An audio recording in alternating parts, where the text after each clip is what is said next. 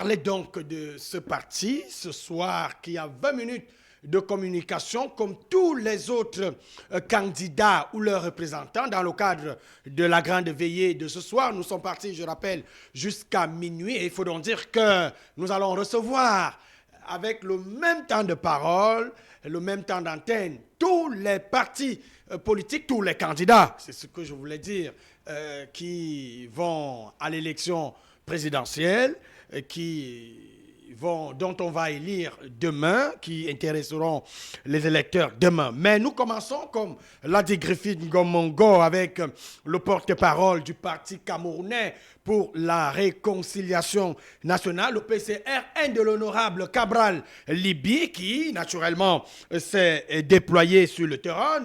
Nous accueillons ici Abdoulaye Boubou. Vous êtes donc le porte-parole du PCRN. Bonsoir à vous et bienvenue à la grande veillée électorale de ce soir. Je m'appelle l'activateur. Alors, bonsoir à vous, bonsoir à vos millions des auditeurs et bonsoir à toute l'équipe technique qui est derrière tout ce grand boulot.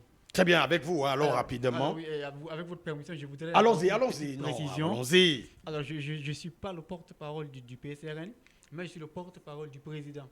Vous êtes le porte-parole du président du PCRN, voilà. Donc, dans le porte-parole de Cabral Libi. Tout à fait. National du président national du PSRN, qui est le président Cabral Libi. Donc, je porte la parole du président et en ce lieu. D'accord. Et c'est très important puisque vous portez donc la parole du président. Allons directement, essayons de naviguer au cœur du bilan de campagne avec le message final. Il y a donc Cabral Libi, votre candidat est donc arrivé au terme de cette campagne présidentielle. En une phrase, vous, porte-parole de Cabral Libi, quel est le message ultime qu'il souhaite laisser aux électeurs, naturellement à la veille du scrutin? Et ça, c'est la première question. Maintenant, vous allez répondre en nous disant, selon vous, qu'est-ce qui a le plus marqué sa campagne électorale sur le terrain? Alors, je commencerai par la deuxième. Tout à fait. Dites-nous tout. Ce qui a marqué la campagne du président Cabral Libi sur le terrain, c'est l'accueil. C'est l'accueil que nous ont réservé, n'est-ce pas, nos compatriotes. Vous avez été chaleureusement accueillis. Chaleureusement accueillis du nord au sud, de l'est à l'ouest et également dans la diaspora. Parce que vous savez, pour nous n'avons pas attendu que les 2 semaines, n'est-ce pas, pour lancer notre campagne. Vous savez, notre campagne, elle a commencé il y a à peu près 6 ans, il y a plusieurs années. Donc, à la sortie, n'est-ce pas, de l'élection présidentielle de l'an 2018, nous avons tiré les conséquences n'est-ce pas, de cette élection-là. Elle fut un succès, même si on n'a pas obtenu la majorité suprême, mais elle fut un succès dans son ensemble. Donc, à la sortie de cette élection-là, nous nous sommes donc engagés, n'est-ce pas, à aller rencontrer les Camerounais partout où ils vivent, dans les villages, dans les quartiers, dans les villes, à la diaspora. Hier, j'étais sur un plateau avec un éminent professeur de ce pays-là et qui me disait, il y a des candidats qui vont faire des meetings à l'extérieur. Moi, je lui ai dit, partout sur cette terre où il y aura un seul Camerounais, nous irons voir ce Camerounais-là. Parce que pour nous, tous les Camerounais sont importants. Est-ce que vous l'avez fait dans le cadre de cette campagne? Absolument, nous l'avons fait partout. Il y a Cameroun, nous avons mis pied pour les rencontrer. Et ils nous ont tous accueillis chaleureusement. Nous sommes allés écouter ces Camerounais, nous sommes allés les interroger sur leur quotidien, sur les défis, sur les difficultés qu'ils rencontrent et qu'est-ce qu'ils pensent, qu'est-ce qu'ils veulent, qu'est-ce qu'on peut faire de meilleur pour eux, pour nous, pour notre pays. Alors, après avoir fait ce sondage-là, après avoir écouté nos compatriotes, n'est-ce pas, du nord au sud, de l'est à l'ouest et sur les 5 continents, nous sommes revenus. Nous nous sommes assis ici à Yaoundé, nous avons construit un projet politique, un projet pouvant répondre, n'est-ce pas, aux attentes de ces Camerounais-là. Et ces projets-là, nous l'avons donc présenté aux Camerounais il y a plus d'une année. C'est ce manifeste-là que nous avons appelé le manifeste de la rupture et du progrès. Alors, je veux vous dire pourquoi est-ce que nous avons appelé notre programme politique le manifeste de la rupture et du progrès. Rupture avec quoi? Il faut faire une rupture avec la manière de faire du passé. La manière de faire la politique dans le passé, nous avons vu là où ça nous a amené. C'est cette manière-là qui a plombé notre pays. C'est cette manière-là, n'est-ce pas, qui a fait naître des difficultés auxquelles, en notre temps, en l'an 2000, n'est-ce pas, en l'an 2025, à l'ère où nous sommes, des problèmes qui étaient censés ne plus exister pour nous. C'est cette manière de faire. Donc voilà pourquoi nous prenons la rupture avec la manière de faire du passé. Et maintenant, après cette rupture-là, cette rupture engage un progrès. Nous voulons aller vers l'avant. Nous voulons tirer le Cameroun vers l'avant, amener le Cameroun à sa place, à la place qu'il mérite, c'est-à-dire dans le concert des nations, des grandes nations du monde. Nous sommes des rêveurs au PCRN et nous avons constaté que tous les Camerounais sont des rêveurs. Et c'est pas vous, les jeunes journalistes qui sont dans ce studio-là, qui me démentiraient. Vous êtes des jeunes brillants, des brillants journalistes. Qui peut compétir, qui peut, n'est-ce pas, rivaliser avec les plus grands journalistes au monde entier. Il ne vous dépasse absolument à rien. Et tout comme, je vais un peu faire une petite digression, aller peut-être dans le domaine du sport. Dites-nous tout. Oui, nous avons vu, nous voyons des Camerounais qui quittent leur pays ici, le Cameroun, et aller rivaliser avec les plus grands compatriotes d'autres nations, les plus grandes nations du monde, à la fois dans le domaine artistique, dans le domaine intellectuel et tout. Donc nous sommes des rêveurs. Nous rêvons d'un grand Cameroun. Nous rêvons d'un Cameroun prospère. Nous rêvons d'un Cameroun qui puisse, n'est-ce pas, nous voulons mettre le Cameroun à la hauteur des grandes nations du monde. Nous voulons amener le Cameroun là où il mérite. Donc nous sommes des rêveurs et quand on rêve, il faut travailler. Il faut travailler, beaucoup travailler et toujours travailler. Nous avons travaillé pendant des années et nous continuons dans cette lancée-là aujourd'hui. Donc c'est à cet effet-là, n'est-ce pas, c'est le produit de ce travail-là que nous avons présenté aux Camerounais depuis 2 semaines. Donc notre projet de société. Et un projet de société qui Justement, Abdoulaye, parlant de projet de société, parlant de rupture de rêve, maintenant concrètement de ce rêve, de cette ambition, si votre candidat est élu au soir du 12 octobre, quelles seront les 3 décisions premières qu'il va prendre pour concrétiser ces rêves-là? Qu'est-ce que Cabral Libby prévoit notamment en matière de gouvernance, en matière de justice dans l'État du Cameroun? Alors, avant de venir sur la gouvernance, les 3 premiers aspects que nous allons prendre dès le départ, vous savez, au PSRN, l'humain est au centre de nos préoccupations. Parce que toutes les politiques que nous développons, toutes les choses, les sciences que nous le développons pour les hommes. Oui. C'est d'abord pour les hommes que nous le développons. Bien sûr, il y a la nature, mais c'est d'abord, même la nature, elle est préservée pour les hommes. L'humain au centre de nos préoccupations. Qu'est-ce que nous ferons après la prestation de serment, n'est-ce pas, du président Cabral Libby, la première décision qu'il prendra, c'est celui-là de pouvoir octroyer une somme de 2 milliards de francs CFA à toutes les communes du Cameroun. À toutes les communes du Cameroun, sans aucune exception. C'est 2 milliards de francs CFA qui serviront à quoi? Ces 2 milliards de francs CFA seront alloués, n'est-ce pas, à régler des urgences à la fois hospitalières, et écolières et routières. Vous savez, un homme qui n'est pas en santé, un homme malade ne peut absolument rien faire. Aujourd'hui, vous voyez la situation dans laquelle sont nos hôpitaux, dans une situation vraiment pitoyable. Donc voilà pourquoi nous octroyons 2 milliards aux mairies afin de pouvoir régler ces urgences-là d'abord. Ça, c'est la première des choses que nous ferons de notre arrivée. Alors sur la gouvernance, nous rêvons vraiment d'une gouvernance moderne. Vous comprenez? D'une gouvernance moderne, d'une gouvernance proche du peuple. Nous voulons faire la rupture avec cette gouvernance que nous avons aujourd'hui, où vous avez des ministres, des ministres qui est censé gérer, n'est-ce pas, le quotidien des compatriotes, des ministres qui ne rencontrent pas leur chef d'État, des ministres qui ne rencontrent pas leur peuple, des ministres qui ne connaissent même pas les difficultés des Camerounais. Nous voulons ramener la gouvernance du bas vers le haut. Voilà pourquoi nous parlons de la décentralisation. Vous comprenez? Ça, c'est notre système de gouvernance. Nous avons un système de gouvernance tout est concentré dans des ministères, n'est-ce pas? Tout est logé à Yaoundé. Nous voulons la rupture. Voilà pourquoi nous prenons une décentralisation aboutie. Et c'est une invention. C'est quelque chose d'extraordinaire au Cameroun. Vous comprenez? Nous parlons du fédéralisme communautaire. Qu'est-ce que c'est que le fédéralisme communautaire? Notre pays, c'est-à-dire le peuple camerounais est organisé en communauté. Nous sommes organisés en communauté. Qu'est-ce que nous disons? Nous disons qu'il faut donner à chaque communauté la capacité, n'est-ce pas, d'élire ses gouvernants au niveau régional dans sa communauté. Et ainsi, ces gouvernants-là qui seront issus des vôtres, n'est-ce pas, seront réglés les problèmes qui sont les vôtres. Ça, c'est ce que nous prenons. Donc, c'est ce que nous avons appelé le fédéralisme communautaire, une gouvernance proche du peuple. C'est ce que nous prenons. Et une gouvernance, n'est-ce pas, de mérite. de mérite. Nous ne voulons plus cette gouvernance où des gens vont gouverner. La méritocratie. La méritocratie, nous la prônons. Vraiment, nous la prônons. Et ça, c'est peut-être, je voudrais dire, c'est le cheval de bataille de notre combat politique. Vous savez, nous sommes dans un pays où vous avez des gens auxquels on leur confie des postes de responsabilité. Et puis, il y a un échec, mais ils n'arrêtent pas de gravir les échelons. Ça, c'est quelque chose que nous ne comprenons absolument pas. Donc, nous prenons la méritocratie. Vous comprenez? Une gouvernance de proximité. D'accord, revenons justement. Et là, vous tombez en plein sur le citoyen au cœur de votre projet de société, sur les politiques sociales et économiques. Comment votre candidat, le candidat Cabral Libby, compte-t-il stimuler l'économie nationale tout en garantissant l'accès équitable à la santé et à l'éducation, surtout pour les jeunes et pour les femmes? Alors, l'accès à la santé, déjà, pour faire très vite, vous savez, nous sommes dans un pays où la santé se paye. La santé se paye avec du cash, pour parler comme au quartier.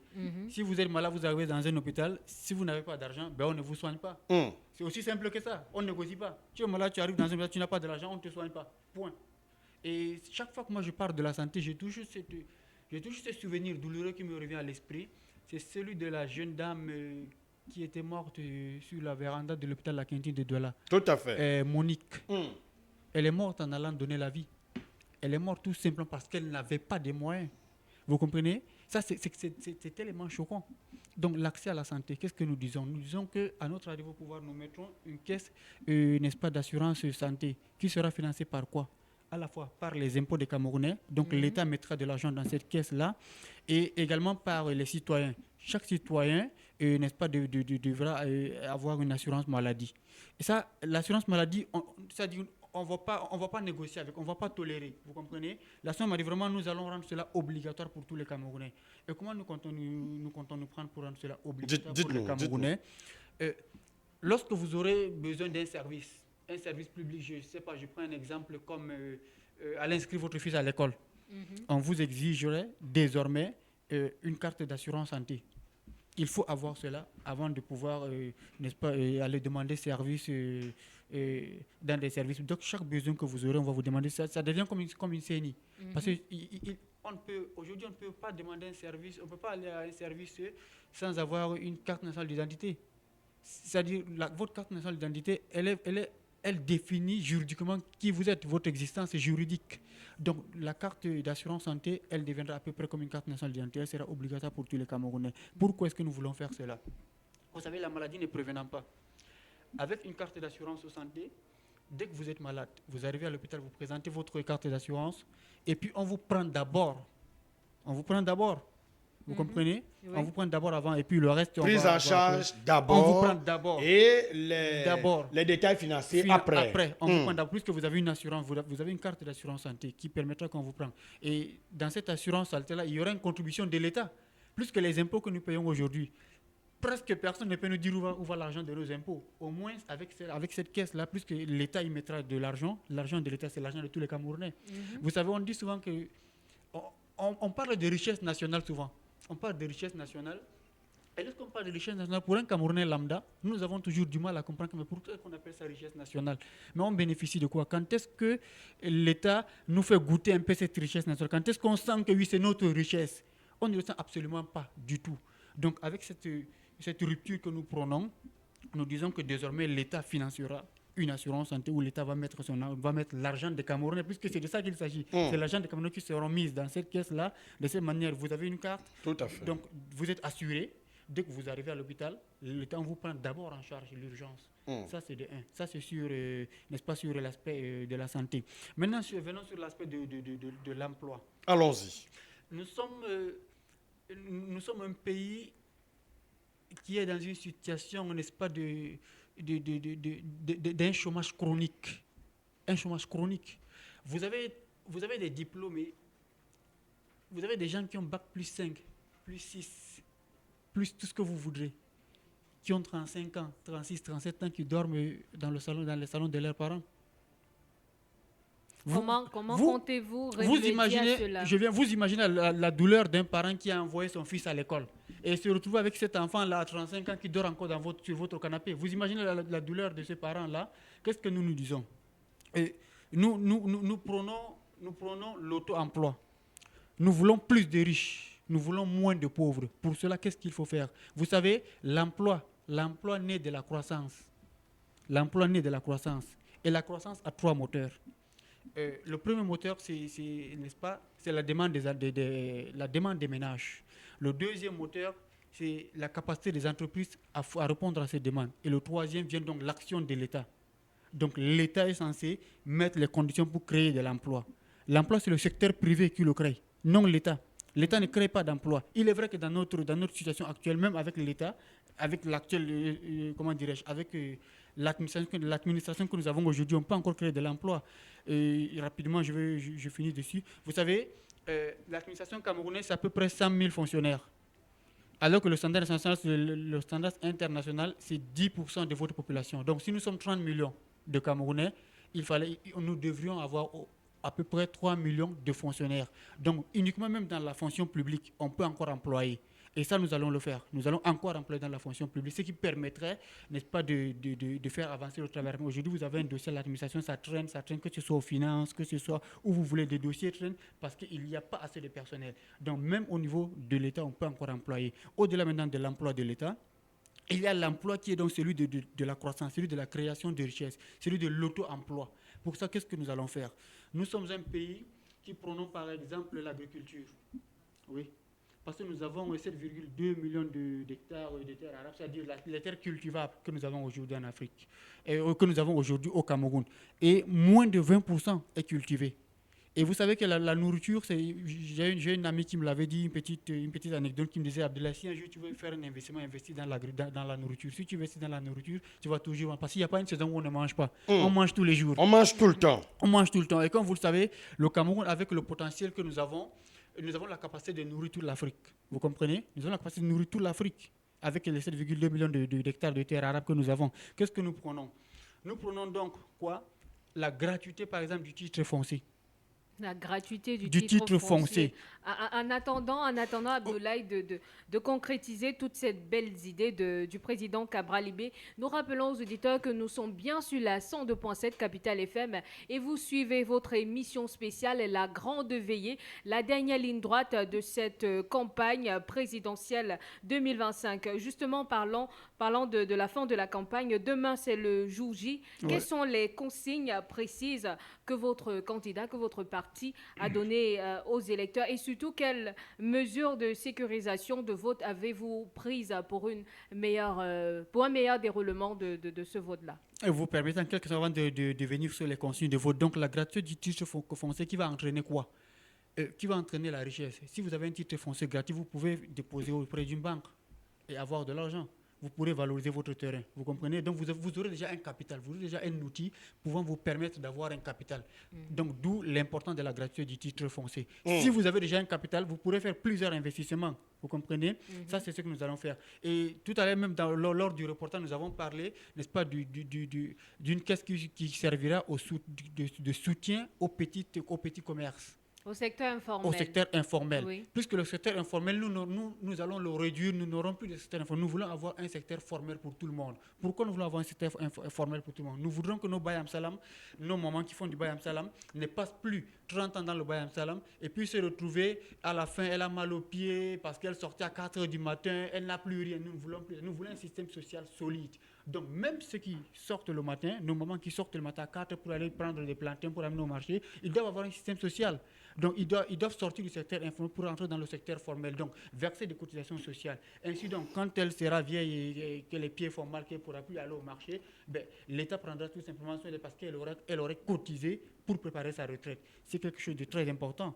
Là, puisque vous savez, aujourd'hui, le secteur formel du Cameroun, c'est à peu près 10%.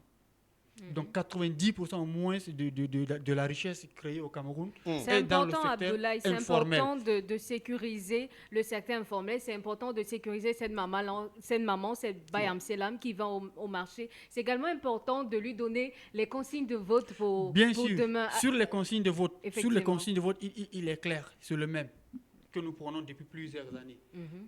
Premièrement, c'est d'aller voter.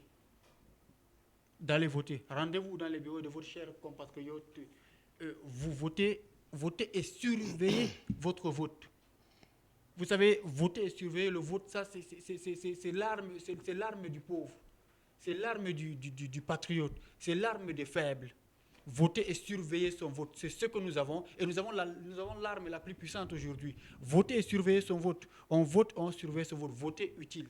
Votez utile, surveillez votre vote. Et à l'issue de ce vote-là, n'est-ce pas, nous allons retrousser nos manches pour construire un grand pays. C'est vrai, c'est pas facile du tout. Voter et surveiller son vote, ça c'est la consigne que nous donnons. Voter et surveiller son vote. Et comme vous le savez, réussissons ensemble le bulletin orange. Justement, parlant de ce bulletin et la vigilance citoyenne dont vous faites allusion, pour éviter donc toute confusion dans l'isoloir, est-ce que vous pouvez nous décrire les caractéristiques distinctives du bulletin de vote de votre candidat, le candidat Cabral Libye, et quel appel adressez-vous aux électeurs justement pour voter juste et utile selon vous? Le bulletin orange. Vous savez, Cabral Libye n'est plus un inconnu. Il n'est pas un inconnu des Camerounais aujourd'hui. Plus que je rappelle quand même, comme je vous l'ai dit d'entame, c'est quand même le seul candidat qui est allé rencontrer les Camerounais là où ils vivent, dans les marchés, dans les maisons, dans les quartiers, là où bat même le cœur du Cameroun. C'est le seul qui est allé les voir. Donc Cabral Libye, c'est le fils. Cabral Libye, c'est le frère. Tout Camerounais aujourd'hui, tous les Camerounais le connaissent, vous comprenez. Cabral Libye, c'est le bulletin orange. C'est le bulletin, n'est-ce pas, de la prospérité. C'est le bulletin, n'est-ce pas, du changement. C'est le bulletin du réussir ensemble. C'est le bulletin orange. Il faut voter Cabral Libye, voter et surveiller son vote. Abdoulaye Boubou, vous êtes le porte-parole du président Cabral Libye, le candidat à l'élection présidentielle. Merci d'être passé ici dans la grande veillée.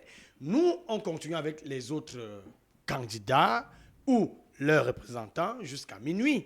Merci d'être passé. Nous allons croire, Griffith, que les électeurs, les militants et sympathisants du PCRN ont suivi le porte-parole, ont suivi les consignes de vote et justement ont été satisfaits du déploiement pendant ces 2 semaines de campagne du PCRN. Merci d'être passé. Merci beaucoup. Je vous permettrai mon mot de fin. Dites-nous. N'est-ce pas? Alors, j'ai apporté la précision au début que j'étais le porte-parole du président. Donc, je porte la parole, n'est-ce pas, du président Cabral Libye.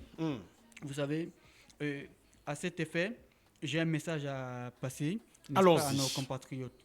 C'est une déclaration publique d'engagement moral et politique. Mes chers compatriotes, dans quelques heures, nous serons appelés à faire un choix fondamental pour l'avenir de notre nation.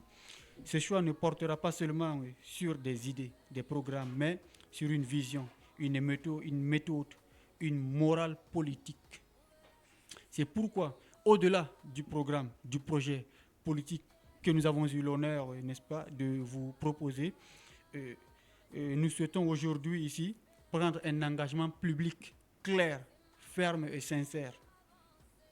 Nous nous engageons à faire de l'intégrité la colonne vertébrale de notre action politique, à rester proche du peuple, dans les quartiers, dans les marchés, dans les villages, là où bat le cœur du Cameroun, à gouverner avec rigueur, compétence et transparence, en servant l'intérêt général, à offrir aux jeunes des opportunités concrètes et à ne jamais trahir leur espoir, à défendre nos convictions avec force, mais toujours avec respect et dignité, même face à nos adversaires, et surtout à incarner une politique nouvelle, fondée sur les valeurs de respect du peuple et l'amour profond de notre pays.